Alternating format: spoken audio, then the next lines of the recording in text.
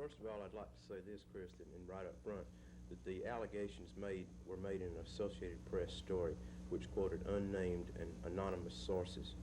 The allegations that Mrs. McDaniel had any type of influence whatsoever on Alabama Power Company contracts is absolutely, totally false. So the company is saying that it in no way has ever allowed any type of influencing of its coal contracts by Mrs. McDaniel. Those charges are absolutely false.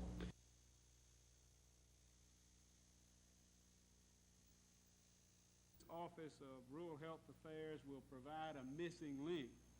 ORA will allow the folks who know our problem. Pete Yonts, Association of County Commissioners, streamline to avoid duplication and get around to that red tape as the senator is attempting to do. This appointment marks what we hope will be the beginning of a major new initiative toward improving health care in rural Alabama. Currently, the governor spoke of some of these statistics, but Alabama has some of the worst health care statistics in the nation. One of the reasons for this is the woeful inadequacy of our health care delivery system in the rural areas of our state.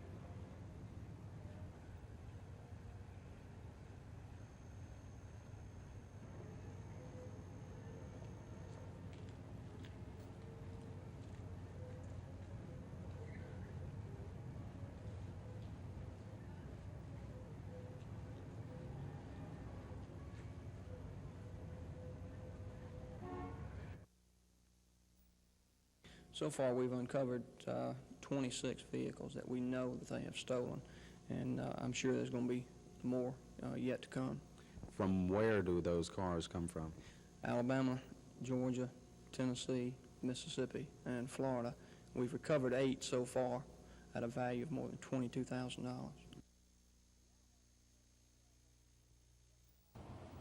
The Alabama Professional Staff Organization is recognized by the AEA as the bargaining agent for UNISERV directors and AEA directors. The some 30 members of this organization have been working for AEA since October 1st without a contract. The APSO says some of the unresolved issues are grievance procedure, definition of tenure, reduction in force, sick leave, insurance protection, salary, employment conditions, and job security. In addition, APSO says the AEA has refused to use mediation as a means of bringing about a new contract. The Huntsville Education Association apparently supports the APSO. In a memo to Executive Secretary Dr. Paul Hubbard and other AEA officials, the president of the Huntsville Education Association said their analysis of the situation shows that the APSO is bargaining in good faith and the AEA is not. In addition, the memo says, quote, "This issue will definitely be used against us in those locals where we are attempting to gain bargaining rights. School boards and legislators will promptly put us on notice that we have no right to request those things we will not grant our own employees." End quote.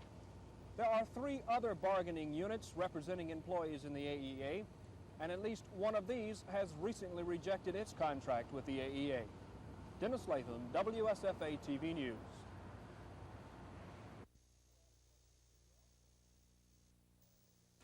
Well, of course, we welcome inspections and we welcome regulations, providing they are written well, written where they're understandable and you can work with them. If they're going to do such a thing or contemplate it, they certainly need to check the regulations in other states or get a hold of our national organization and get the model bill, which gives a guideline, and then set up, we like to see it set up throughout the country as a board. Creating a new department of government to administer possible laws regulating the amusement business will cost money. Right now, state officials say we don't have enough money to go around. Rod Douglas of the State Health Department says regulation doesn't have to be all that expensive. The state of Maryland faced some similar problems, but because of, they felt the real need for the program, they went ahead and initiated the program. Some states have a fee system where they, carnivals coming into the state must obtain license to operate, must pay an inspection fee per ride. They use this to offset some of the cost. And the Commissioner of Labor and Industries in Maryland stated that his cost for his whole section would be less than $100,000 a year. Legislation to regulate the amusement ride industry is in the planning stages in Alabama. One state senator we know of is beginning to research the possibilities. The success of such legislation is uncertain.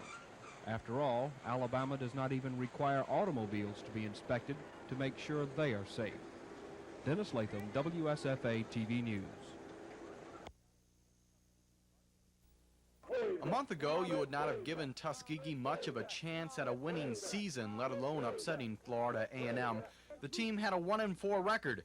Coach Haywood Sissom realized a change had to be made. The solution? The wishbone. We fooled around with some other offensive formations and veer formations and so forth, and we went back to the wishbone, the thing that we know best and the thing that our kids could do. So we adjusted, and we're real happy with the way it has turned out. Is the wishbone the key to your team now? I would think so. Just as the wishbone has been the key to a winning season, quarterback Kevin Crum has been the key to the wishbone. Since he and the triple option formed a happy union, the Golden Tigers have reeled off 3 wins. I feel that the key to the wishbone is the quarterback and fullback, but you need the quarterback first to kind of keep everybody together. Are you comfortable with the wishbone now? Yeah, I'm comfortable with the wishbone. Matter of fact, I like the wishbone better than like any other offense. I hadn't ran the wishbone until I got up here, but I feel comfortable with 3 backs in the backfield. This is homecoming week at Tuskegee. The Tigers hope to celebrate with a win Saturday against Maryland Eastern Shores. Then it will be back to work with games against Alabama A&M and Alabama State. How do you compete with that tough schedule? Won't keep it on. Do the same things we're doing now. Keep on keeping on. Thank you, Coach. The game was billed as a defensive battle, and the teams lived up to that reputation. Both clubs used their billy goat defense in a scoreless first quarter. You can credit this man, number 21, for the only real offensive production of the entire night. This Willie May run set up the only score of the first half. The Volunteers were unable to connect with a touchdown, but did manage a 28-yard field goal and took a 3-0 lead into the locker room at the half. Willie May continued to do some fine running in the second half. This run gave the Vols a 1st and goal situation. However, the Lee defense proved equal to that challenge. They held on a 4th and goal situation to take over the ball on downs. But that glory was short-lived because J.D. can also play defense. The Volunteers trapped the Generals in the end zone for a safety and a 5-0 lead. The Lee offense did not mount a serious threat all evening. The J.D. defense stifled every hint of a Lee rally. With 30 seconds left on the clock, J.D. drove to the Lee 1-yard line, and fittingly, it was Willie May who carried the ball into the end zone for an 11-0 lead. But the Volunteers were still not through. They put some icing on the cake when Stan Curry intercepted this pass and ran it all the way back. Jeff Davis wins the ball game 18-0 and clinches a playoff berth. Lee finishes the season with a 9-1 record and still has an excellent chance to enter the playoffs as a wild card team. Fred Albers, WSFA TV Sports.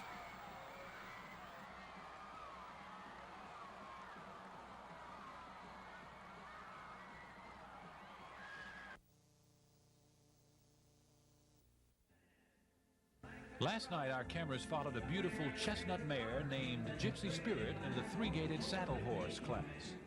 The 6-year-old mare was ridden by her trainer Lisa Green of Rossville, Georgia. Gypsy Spirit is making a comeback.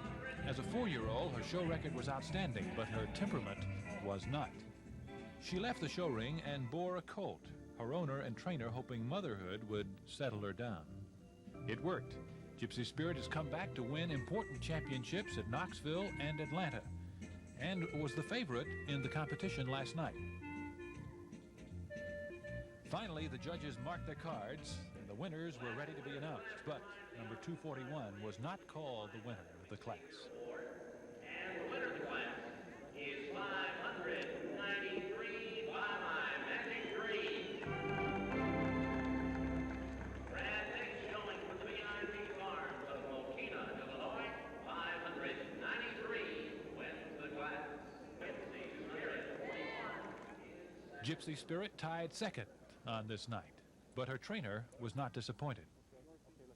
Oh, no, I wasn't disappointed at all. The horse that won it is a very outstanding horse. Do you compete against the other horse often? I never have before. The horses have never shown together before. Okay, you won at the stake at Knoxville and at Atlanta. Will you come back now in the stake here? Yes, I think I'll try. Do you have any idea from your ride why the horse may not have performed quite as well as the other horse? Oh, I thought she performed up to her capabilities, although she does show better the second time, so she might be better in the stake. I'm hoping for it. To the place, huh? Right. Well, she's a very unusual horse, having come back after having a colt, right? Yes, she is. She's come a long way from that time. Spent a lot of long hours.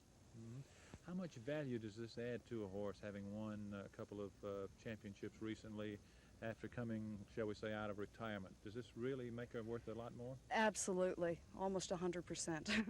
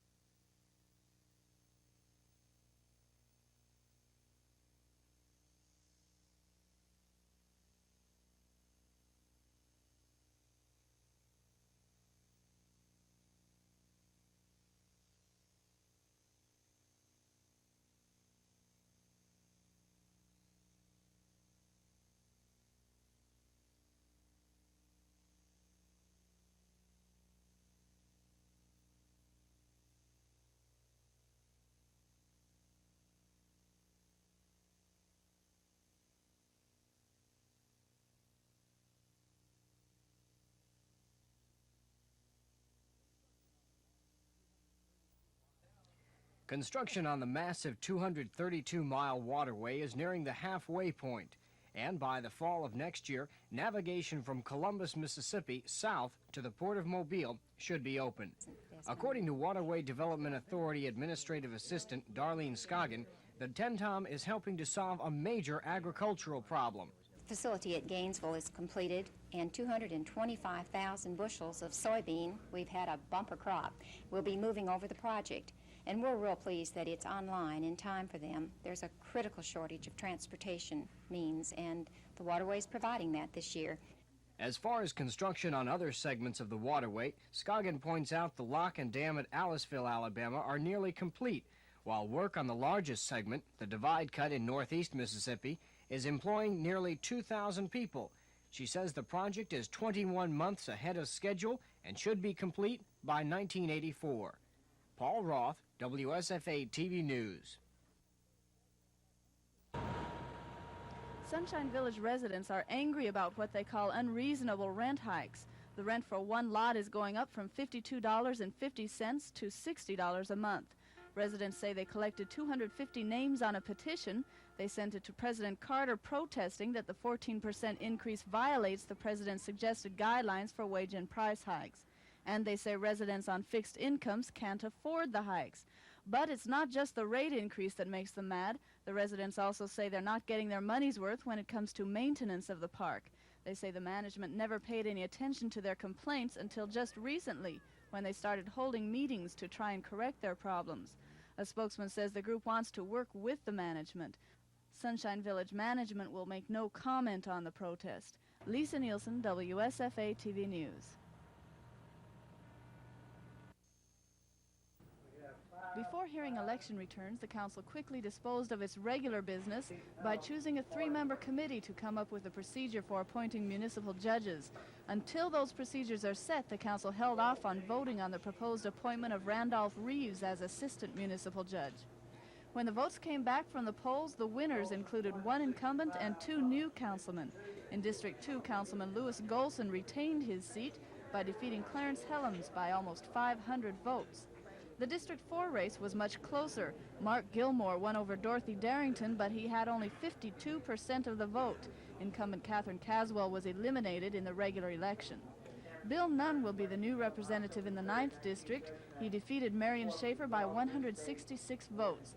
Pat Williamson, the present council member, didn't run for re-election. The council certified the results, and in 2 weeks all members will be sworn in, including 6 incumbents and 3 new council members. Lisa Nielsen, WSFA TV News.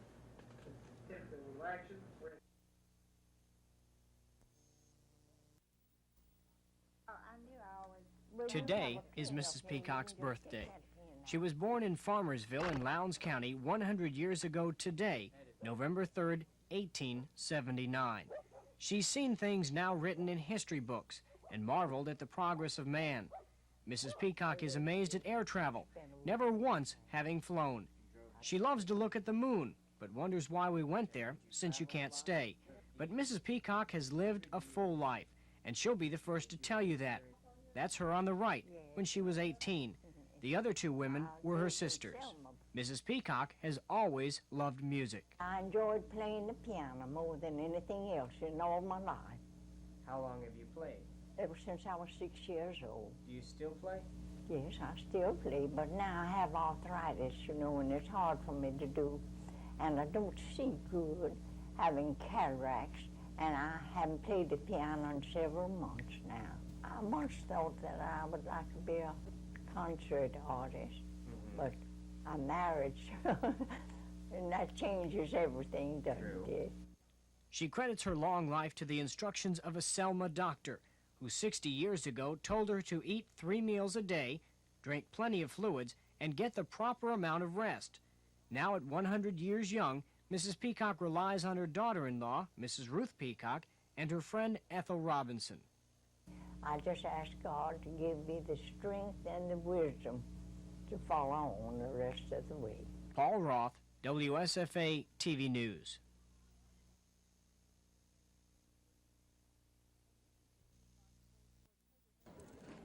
Admission to the flea market goes toward preservation of the Marks House, built in 1825. Some of the money also goes toward a scholarship and youth activities. Whether it was the worthwhile cause that brought people to the flea market, or that never-ending search for a bargain, or the interest of seeing what folks can do with their hands, whether it was all or just one of those things, the turnout at this year's flea market was the best ever. The Jeff Davis Chorale provided music. An innovative clown provided mystery. And 300 exhibitors provided plenty to look at. Lisa Nielsen, WSFA TV News. The purpose of the rally was cultural as well as political. 2,000 Indians were expected, but only 50 came. Chief B.J. Faulkner says lack of hotel accommodations in the Auburn-Opelika area is one reason for the low turnout. He also says he had invited several politicians to answer questions about Indian remains dug up in the building of the Tennessee-Tombigbee Waterway, but none of the politicians showed up. Come on up and speak to us, Senator Stewart. Senator James Sasser from Tennessee. We would like to hear you about Cambodia. Come on up. Chief Faulkner says Governor James never responded to the invitation, and Senator Donald Stewart said he would come if he could. Are you surprised that all these people you invited to speak didn't show up? Not at all. As a matter of fact, it's not unusual when Indians have meetings for the politicians not to show. But the afternoon wasn't a total waste. Those who did come learned a little about their heritage and participated in tribal dances. Lisa Nielsen, WSFA TV News, Opelika.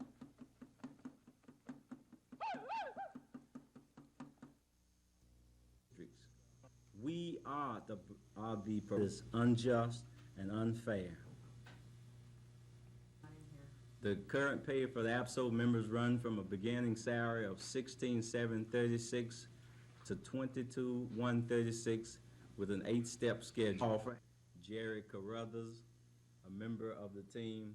The tactics used by Paul Hubbard, Joe Reed, and the AEA Board of Directors have delayed and seriously crippled the bargaining process. APSO is simply seeking a fair and just contract for its members. It is also seeking job security and economic security equal to that given the ESPO Field Staff Organization bargaining unit.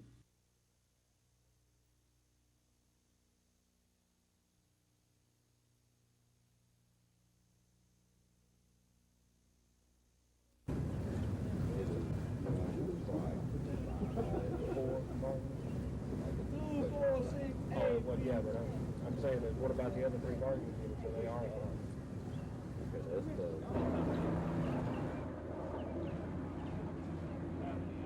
Somebody coming out.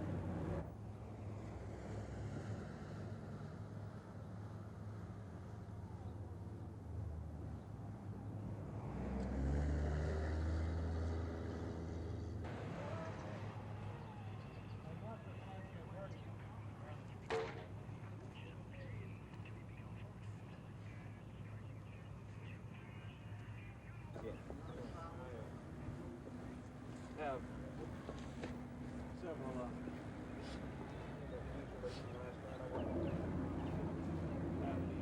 somebody coming out.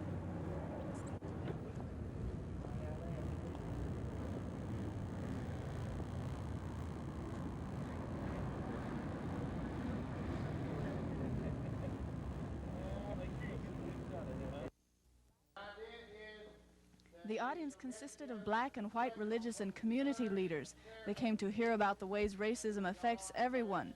The forum was sponsored by Church Women United in Montgomery and the Montgomery Ministerial Union. One of the speakers was Department of Pensions and Security Commissioner Gary Cooper, who says persons who have overcome racism must help those who haven't. And until those of us who are in positions and those of us who reach positions seek out to ensure that we provide equal opportunities in employment, we will never be able to achieve. Because until that man is able to bring home the money necessary for an individual to support his family, to send his children to school so that they can hold their head in dignity, we will never achieve the social justice that we must achieve to become the great nation that we would like to think that we are. After listening to speeches, the audience divided into smaller discussion groups. As one panelist said, the idea for the forum was not so that participants would simply go home and say they enjoyed the meeting, but that it would help set some direction for overcoming racism. Lisa Nielsen, WSFA TV News. If you haven't noticed by now, almost all of the annual street decorations are up, and this year there's even more to celebrate. All of the 75 holiday greeters have been reworked, stripped down to the metal, and rebuilt. According to Downtown Unlimited Executive Vice President Gene Reed, the colors were fading and the decorations themselves were a bit tattered. He notes that the decorations encompass a 3-block radius around Court Square, the scene of the city's Christmas lighting and parade, November 26th. All of the decorations will light up. However, Reed says they're waiting until later this month in an effort to save energy. This is the 21st year the decorations have been up in the heart of downtown Montgomery, and smiles like these have become more than just tradition. Paul Roth, WSFA TV News. I think it was vastly less so with respect to the airlines, but where sense it will have a bearing in the primary contest. In the general election, if Carter is the candidate, that will only be part of a foreign policy disaster course that he's been on, and will be just one more, coffin nail in his foreign policy positions. Pursuing a policy to get us to accept good scheduling. You're very strong on the Panama Canal and the Panama Canal issue. Do you think Republican primary voters. they tend to have very long memories, like the elephant of the party. And the people who vote in Republican primaries tend to be the more conservative Republican voters. They're the ones that felt more.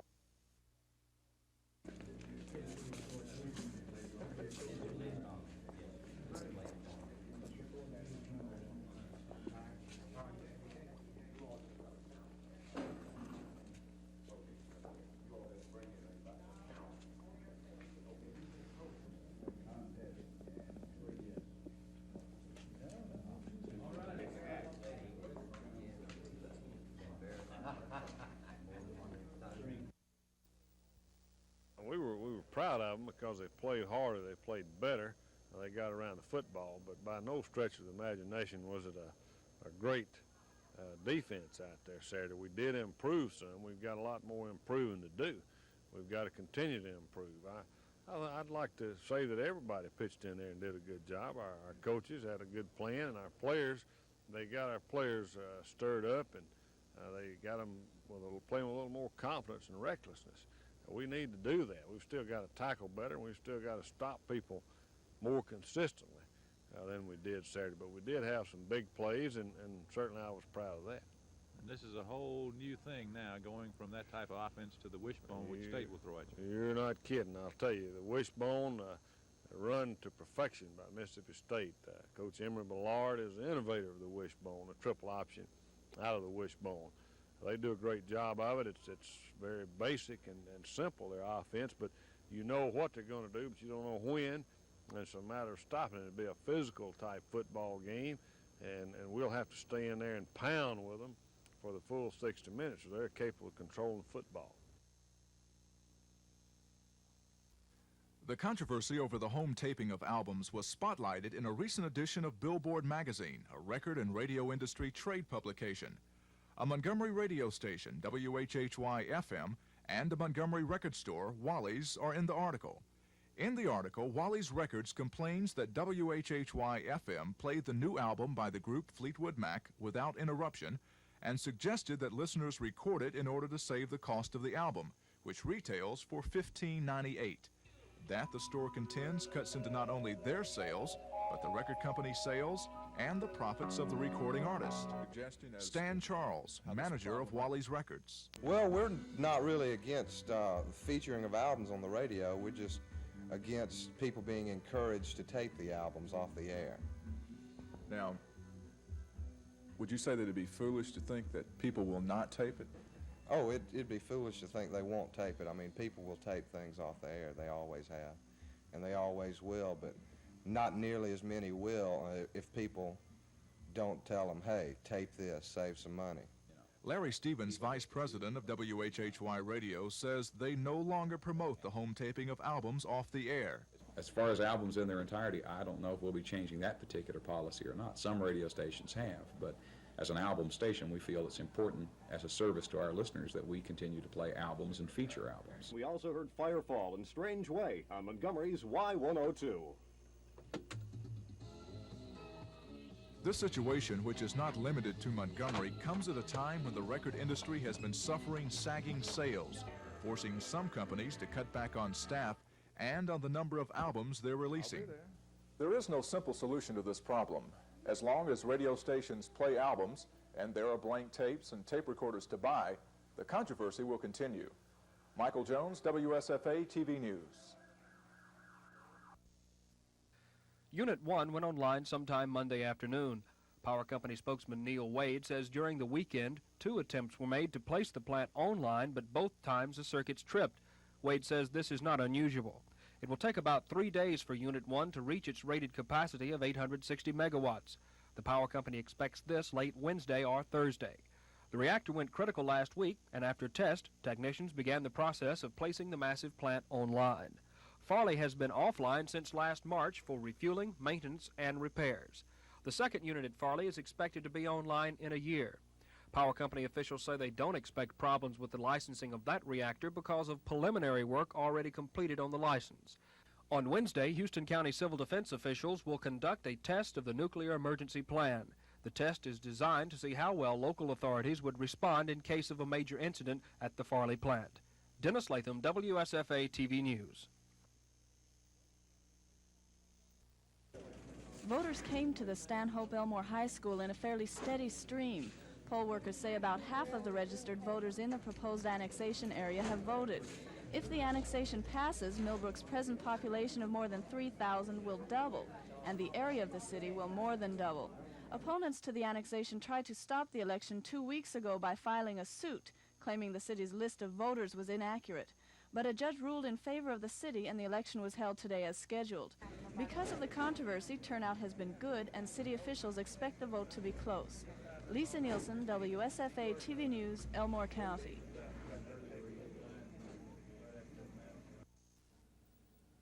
All that's left of the Leon Supply Company building is a cracked and smoldering shell.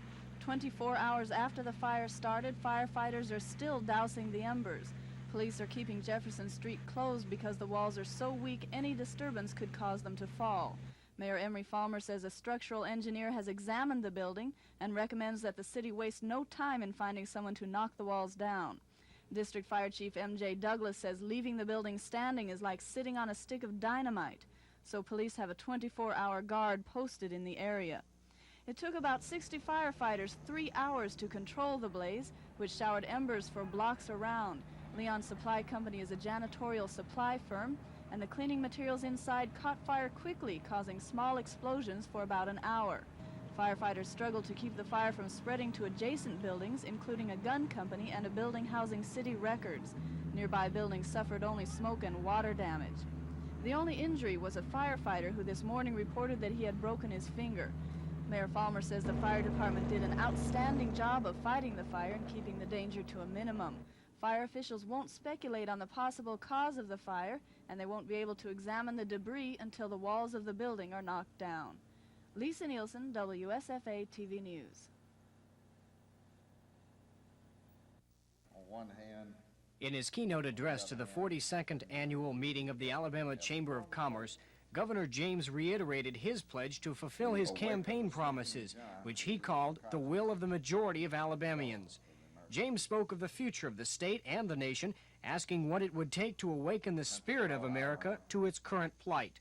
The governor announced optimism for the coming legislative session, noting the state's need for good roads, a fiscally sound government, and cooperation between the legislature and the executive branch. James says Alabama's future lies with its children, and that his first mission is to correct illiteracy. Most of what the governor was talking about involves the people.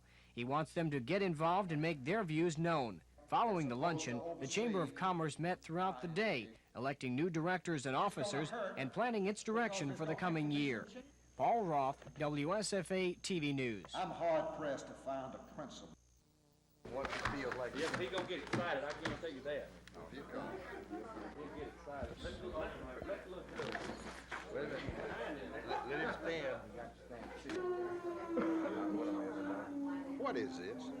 Thank you very much, and at the same time express my gratitude for the poultry industry, tremendous contribution you make to the economics of this state, and there's no question, come Thanksgiving, a lot of Alabamians are going to enjoy the fruits of our poultry industry, and I'm one of them, and it'll be... The list of Alabama quarterbacks is a prestigious one. Bart Starr, Pat Trammell, Joe Namath, Steve Sloan, Kenny Stabler, Richard Todd, and yet none of those stars ever accomplished what Stedman Shealy did last week against Mississippi State. The Dothan Dasher set an Alabama record rushing for 190 yards in 20 carries. Shealy was predictably modest about the feat. Well, I was real fortunate, and I'm just real thankful to the Lord, to have that opportunity. And of course, I can't give enough credit to those guys up front that blocked for me because they just do a super job, and I'm just really happy that I was able to be a part of it. Emery Ballard, who designed the wishbone, gave you credit for running it most effectively. Well, I tell you, I think our coaches have done an outstanding job of making the most of our wishbone. And we do a lot of things out of it, and of course, when you got the guys up front that can knock them out of there, and then it's just kind of up to me to execute. What is it? What do you look at when you get the read? Well, I just kind of have to decide whether the tackle's going to take the fullback or take me. And you can always tell if I ever miss because he takes me. When Alabama started its season, Shealy was a big question mark. Would his knee hold up? Could he throw the ball well enough? Well, Mr. Shealy has answered those questions. he is an outstanding leader and quarterback. Fred Albers, WSFA TV Sports. That's the only time I've ever played a football game, really. You're talking about coaching. We were playing Baton Rouge and it was televised. Bud Wilkinson and Chris Shingles there, and the sororities wanted us to do something to raise money, and we did. And Bud and I, two tall guys, played Charlie and Chris. He's short, and they beat us. He caught a touchdown pass on you? Yeah, he caught the winning touchdown pass on me. He had to be pretty swift to do that too, at my age. Coach, how much difference does it make playing down in LSU in that stadium? Oh, I don't know. I've never played in it, really. I'm a player, and but I think the people are close to you. They make a lot of noise, but they're that way everywhere, most everywhere. I saw it out here at our own stadium the other day. But the officials can control that. Officials can control that. It's in the book what to do, and if you do it, they can't keep doing it. They can't keep making that noise. Florida found that out when we played down there. Talk about business tonight. Borman says the country lacks leadership in politics, education, I want business, to tell and you labor. He told the audience of business and community heads that the crisis stems from measures taken to cope with the economic problems of the 30s. He says remedies for those troubles have been expanded way beyond the need for them. We really over-regimented ourselves and I think over-programmed ourselves into a quest for something that will never exist in a dynamic, vibrant society, and that's a lack of risk. Borman says the over-regimentation is a sure sign of our society's decadence, and he challenged the audience to face the task of reversing the course we're on. Lisa Nielsen, WSFA TV News.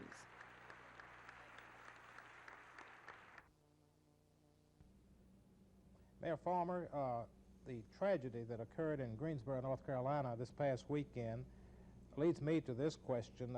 Obviously, that's resulted from a confrontation between two extremist groups.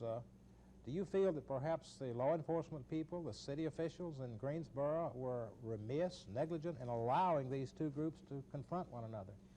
Well, I can't second guess them, only to say that here in Montgomery, while we stoutly defend the right of free assembly and peaceable assembly, we would have put a barricade of police officers between two such groups. We would not have allowed them to come together. The suggestion has been made that had you not, you and the city and the county and the state law enforcement officers intervened, that conceivably we could have had a Greensboro here in Montgomery when the Klan marched from Selma to Montgomery. Do you think that was a possibility? Well, there's no question about it, Bob, because they came down the Selma Highway heavily armed, and if you're going to a peaceful demonstration, you don't need to carry Thompson submachine guns, rifles, and pistols and clubs. Would you personally favor disallowing a parade permit, the right to march, to any group which was considered to be inflammatory? Well, there's a difference between inflammatory and one that would create real trouble. I don't want to look at each one individually. I would not be in favor of this Klan group coming back to town again to march, nor of some of the other groups that I know could cause some trouble, but we'd want to judge each one of them individually, Bob. You come on hard-nosed. Do you think that's that seems to sell? Whatever hard-nosed means. Well, if working hard myself and demanding that those around me work hard and produce and give the taxpayers $1 worth of service for $1 worth of tax, I plead guilty to being hard-nosed, and I'll continue to do so. Whether you have encouraged it or not, Mayor, it goes with the game, I suppose, but some people say that you are soon will be a candidate for Congress. Others say you're preparing to run for governor. Tell us tonight, what are your future political plans? Well, I like being mayor of the city of Montgomery and consider it the greatest honor that has ever come upon me, and I want to stay here and work for the people of the city of Montgomery.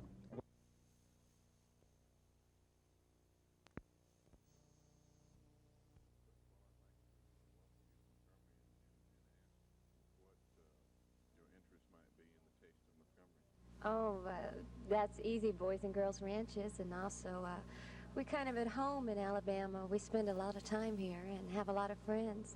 And sure appreciate your interest in the Taste of Montgomery and all the help that you've been and the station's been. I know. I can't wait to chow down. No, it's going to be good food, but it's all of it goes to a good cause, you know. Louise's sister, Barbara, always has a golf tournament every year and does all that she can do in order to raise money for the boys and girls ranches, so we're just proud to be here. And of course, it couldn't be possible without the sheriffs, and we're so proud to be part of the Taste of Montgomery.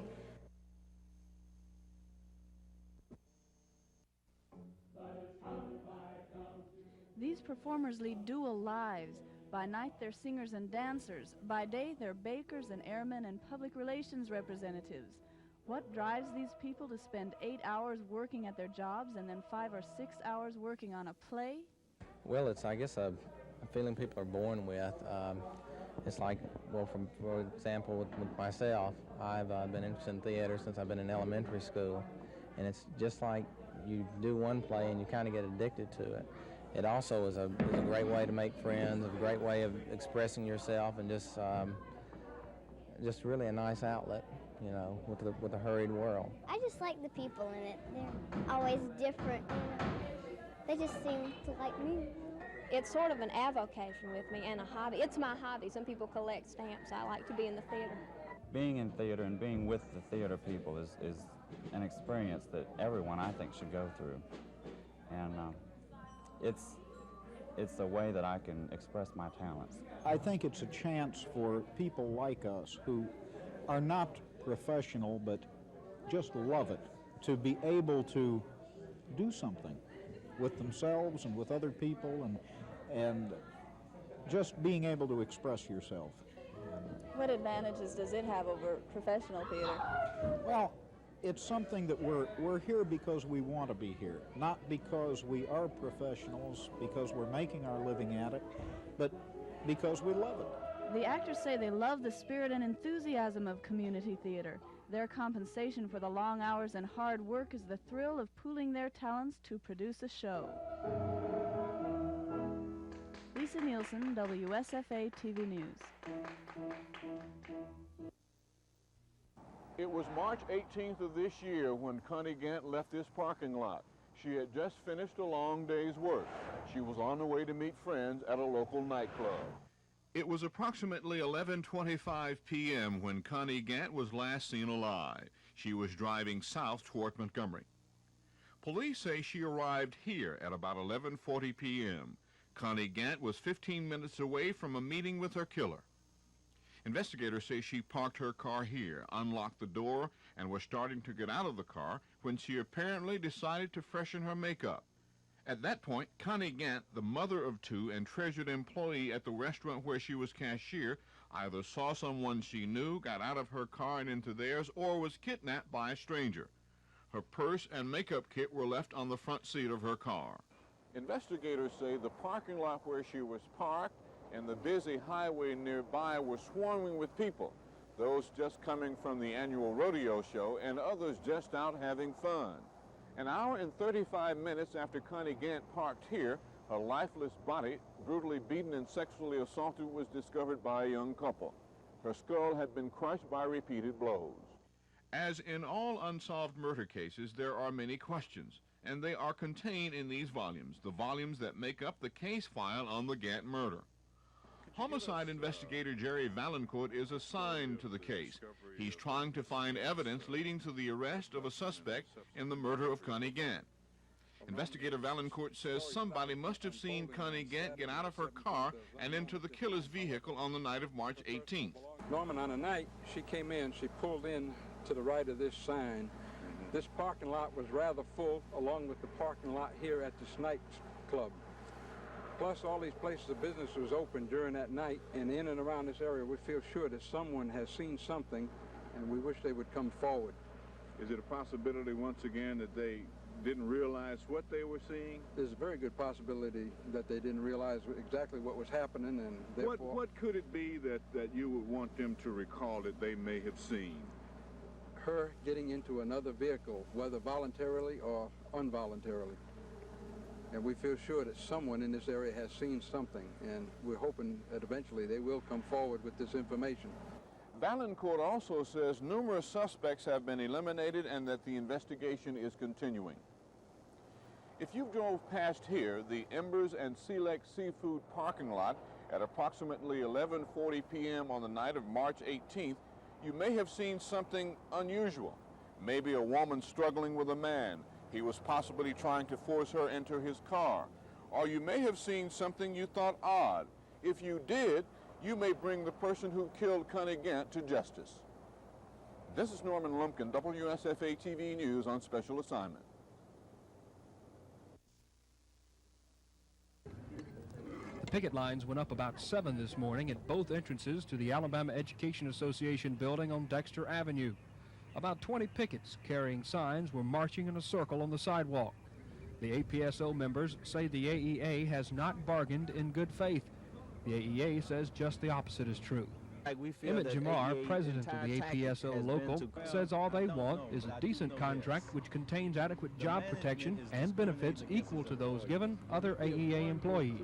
We are the people who deliver the service directly from AEA, directly to the members. We are the AEA on the local level. We are the NEA on the local level. And AEA cannot service its members who are paying their dues when we are on strike.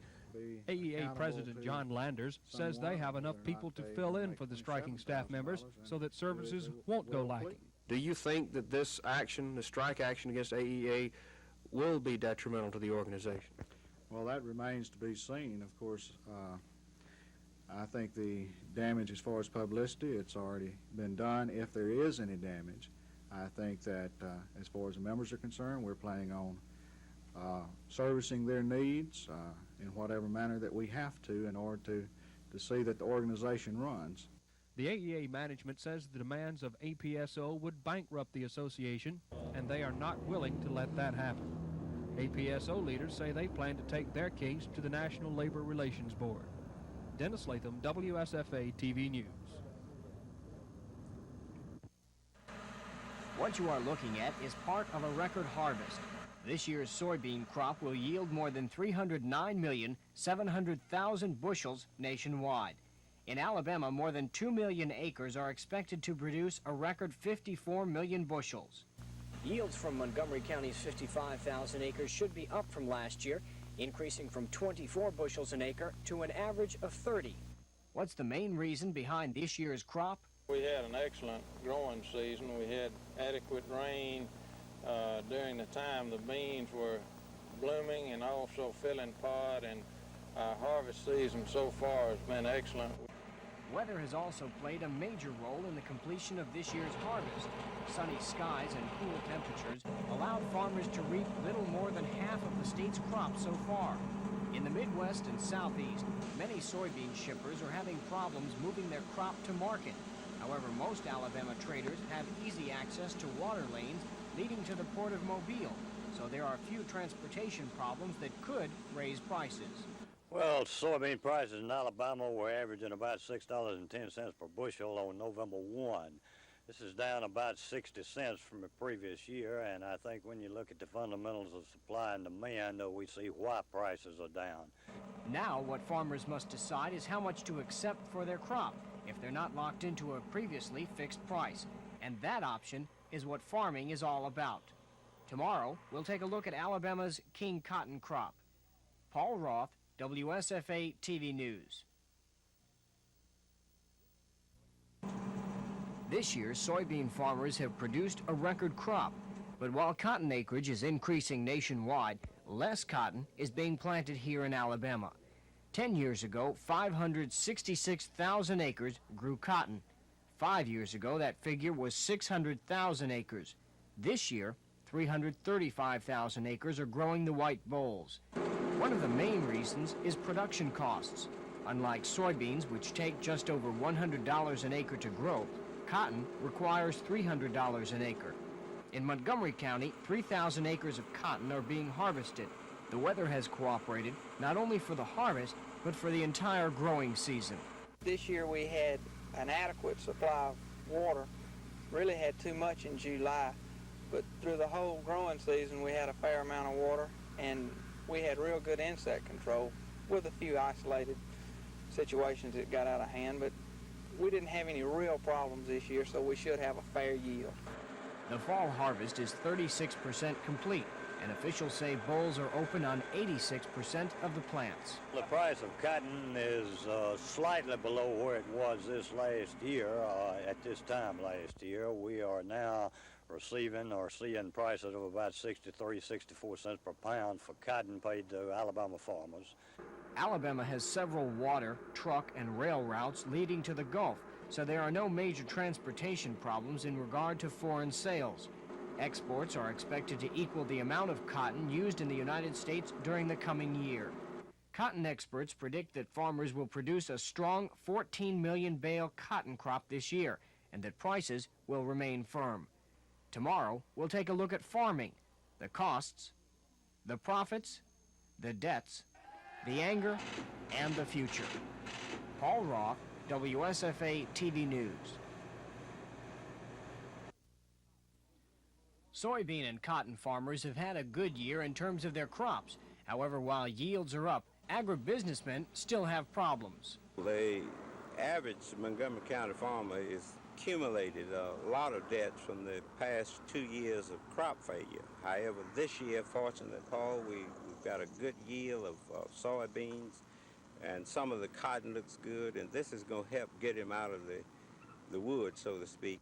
One reason is equipment.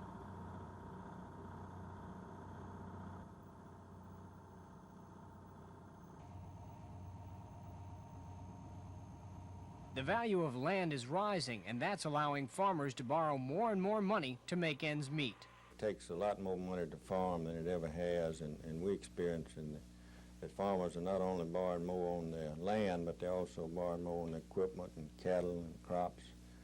And there's definitely a great need for credit for a farmer to continue to operate. With lower profits, farmers have become vocal about their plight. Scenes like this tractorcade last year could be repeated this spring, because farmers still say they're not receiving enough money for their crops. State American Agriculture Coordinator E.E. Money says farmers are still upset and are planning a rally in Huntsville later this month. The same time, Agriculture Secretary Berglund will be there conducting hearings. The future is the main concern of agribusinessmen. Will they have to install computers to run their operations? Agricultural economist Dr. John Gamble believes the computer will be a vital tool of farming.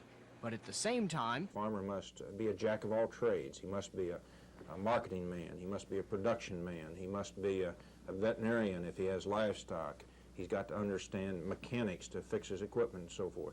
He's got to know how to be a father, and all this to put all this stuff together, such as the welfare for the future of the farm, as well as the welfare of the future of his family.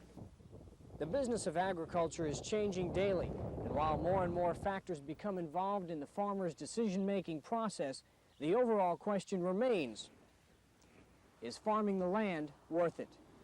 Paul Roth, WSFA TV News.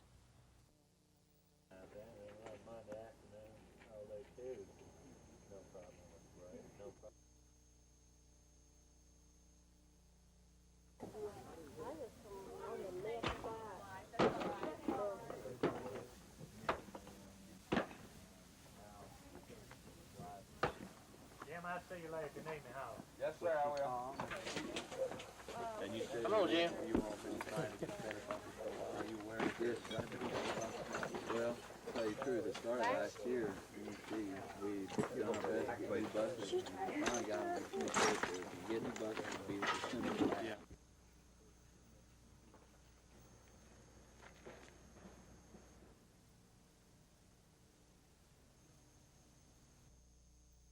The coalition. This afternoon, the coalition's published findings and recommendations were presented to Governor Farb James and to Dr. Robert Lager, Assistant to the Governor on Education. The coalition requested this meeting as a courtesy to the Governor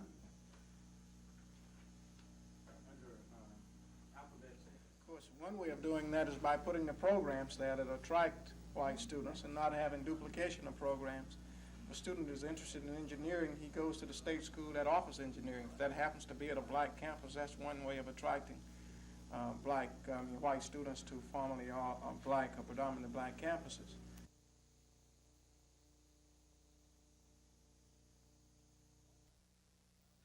The Whitehall community in Lowndes County is a long way from a hospital or doctor. 98-year-old Willie Mall lives here with his son Reuben, his wife, and children. About 2 months ago, Willie had a pacemaker installed. Because he lost both legs due to poor circulation, it's very hard for him to make it to his doctor's office at Jackson's Hospital in Montgomery every 2 weeks to have his pacemaker checked. With the help of his daughter-in-law, Dorothy, Willie has his pacemaker checked over the telephone.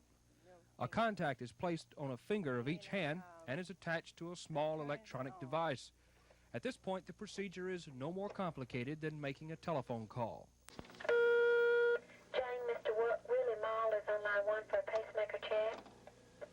Mrs. Mall, are you all ready? Is Mr. Mall all hooked up to his pacemaker machine? Okay. All right, go ahead and turn it on, and then put your phone down the way you're supposed to. Count to about 20, and then pick it up and I'll talk to you, okay? Okay.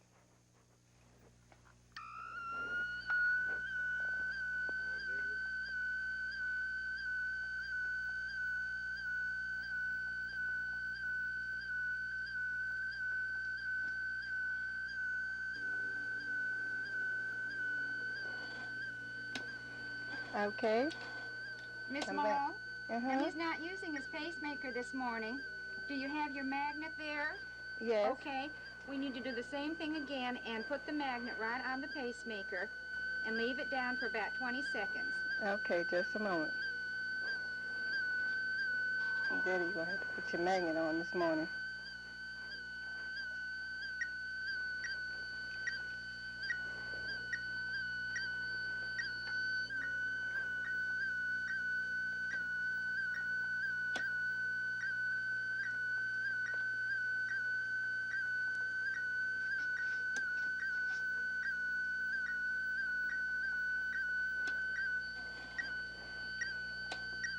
Okay. Miss Mall? Okay. Pacemaker's working just fine if he needs it, but he's not using it at all this morning. How's he doing? Well, he seems to be doing nicely this morning. He's Well, in good spirits. That's good. How are all of his grandchildren? Well, they all doing fair. Pretty I good? have two kind of ill this morning, but Uh-oh. Well, yes. Okay, the pacemaker, though, is working fine if he needs it, and we need to check him again. Let's see, we start every 2 months now, don't we? Right. Okay. Well, I'll talk to you on the 18th of December the next time. Not only is the procedure convenient for the Mall family, it also affords the nurse an opportunity to make the necessary readings in the patient's home environment. Willie Mall says there are other benefits from the telephone checkup. Well, I like it fine, so I won't have to go to no hospital from stick all them needles in me. I hate them needles. The good news the nurse gave Willie pleased him because it gives him more time to spend with his grandchildren. Dennis Latham, WSFA TV News in the Whitehall community. Yeah. There are some simple things you can do in your own home to cut energy costs, and some of them won't cost you a dime. Draperies are some of the best insulators in the house. Keep them closed at night to help keep out the cold air. Open them in the daytime on sunny days. Close the damper on your chimney when your fireplace is not in use. Otherwise, you're drawing heated air away from the room. The point here is to find out where your home is leaking energy and plug up the leaks. Look for doors and windows that allow cold air to leak in. Then caulk and weather strip around them. You can use a lighted candle to test around openings for air leaks. Insulate attics, walls, and floors. In the kitchen, note that self-cleaning ovens have more insulation. They cost less to clean and are more efficient. A fuller refrigerator or freezer costs less to operate, simply because it costs more to keep air cold than it does to keep food cold. Clean the lint filter on the clothes dryer after every use for more efficient drying. Change the filters in your air conditioning and heating system at least 3 times a season. If you want to monitor the energy that you're saving, you can check your meter reading and record the daily kilowatt hours. It's simple to do. To get the kilowatt hours, all you have to do is read the meter from left to right. 25729. Right. And you just take the number that you get on the meter and subtract it from the number you got the day before. And that way you can tell how your new energy plan's working. This is Ivy Berman, WSFA TV News.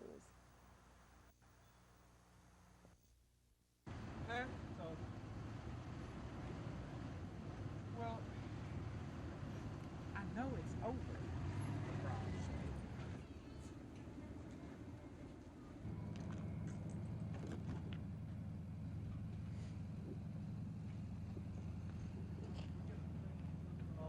Yeah, the this car.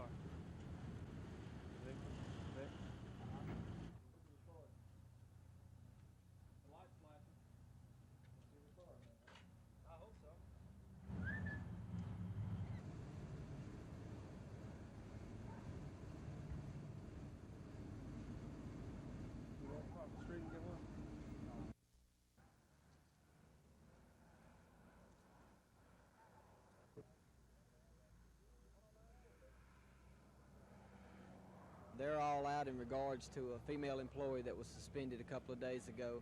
She's on a 2-day suspension without pay. She was suspended, we understand, for poor work application. I've advised the people several times this morning, and that they in fact need to go back to work, that this thing is illegal, that they're out illegal, and that the only way that the local management is going to talk to me or try to negotiate this thing is if we go back to work. They said once we're back in the building and working, they'll sit down and be glad to talk to us about it.